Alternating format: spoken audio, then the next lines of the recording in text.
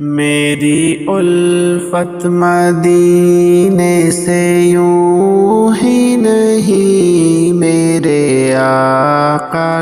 Boycott, حلت و حرمت اور ایمانی غیرت کا مسئلہ۔ اس وقت اسرائیل اور اسرائیل نواز مصنوعات کے حوالے سے مختلف سوالات گردش میں ہیں۔ پہلا یہ ہے کہ اگر کسی کمپنی کے مصنوعات حلال ہیں تو کیا بائیکاٹ کر کے اس کو حرام قرار دیا جا سکتا ہے؟ دوسرا یہ، کیا بائیکاٹ کی وجہ سے حلال اشیاء حرام ہو جاتی ہیں؟ تیسرا یہ، اگر ہر پروڈکٹ کا بائیکاٹ کرنا ہے تو سوشل میڈیا اور مختلف آلات حرب اس کی بھی حرمت ہونی چاہیے۔ تو ان جوابات سے پہلے چند اصولی باتیں سمجھ لیں۔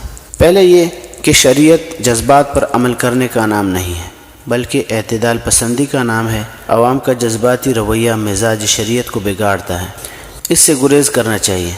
دوسرا یہ کہ حلت و حرمت کے ضابطے اور کسی چیز کو ایمانی غیرت کی وجہ سے چھوڑنے کے ضابطے الگ ہوتے ہیں، دونوں کو ملانا نہیں چاہیے۔ تیسرا یہ، جب کسی چیز کے استعمال کی حلت یعنی حلال ہونے اور اس کا ترک کرنا ایمانی غیرت کا تقاضا ہو اور دونوں میں ٹکراؤ ہو تو ایمانی غیرت کو مقدم رکھنا ضروری ہوتا ہے۔ چوتھا یہ کہ بائیکاٹ ان چیزوں کا کیا جاتا ہے جس سے معاشی طور پر دشمن کو تکلیف ہو، نہ کہ ان آلات حرب کا بائیکاٹ جو اس بائیکاٹ مہم کا مؤثر ذریعہ بنتے ہیں۔ لہٰذا اس وقت جن مصنوعات یا کمپنیوں کا بائیکاٹ کیا جا رہا ہے، اگر ان کی پروڈکٹ حلال سرٹیفائیڈ بھی ہو تب بھی ایمانی غیرت کا تقاضا یہ ہے کہ ان کو ترک کیا جائے، ان کمپنیوں اور دکانوں سے خرید و فروخت نہ کی جائے جو اعدائے اسلام کے لیے تعاون اور نصرت کا ذریعہ بنتے ہیں۔ لہٰذا وہ آلات حرب اور ضرب جو اگرچہ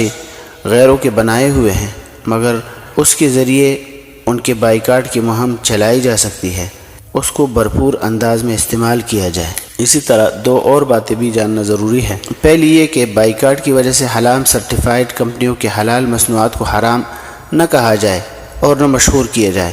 دوسرا یہ کہ بائیکاٹ کے لیے پرامن طریقہ اختیار کیا جائے۔ کسی بھی قانون شریعت یا قانون ریاست ہاتھ میں لے کر املاک کو توڑ پھوڑ کرنا، کسی مال کو ضائع کرنا، پتراؤ کرنا شرعاً ناجائز اور حرام ہے۔ ہر وہ عمل جو شریعت اور ریاست کی نگاہ میں انتشار پھیلانے کا ذریعہ بنے اس سے اجتناب لازم ہے۔ وما علینا الا البلاغ۔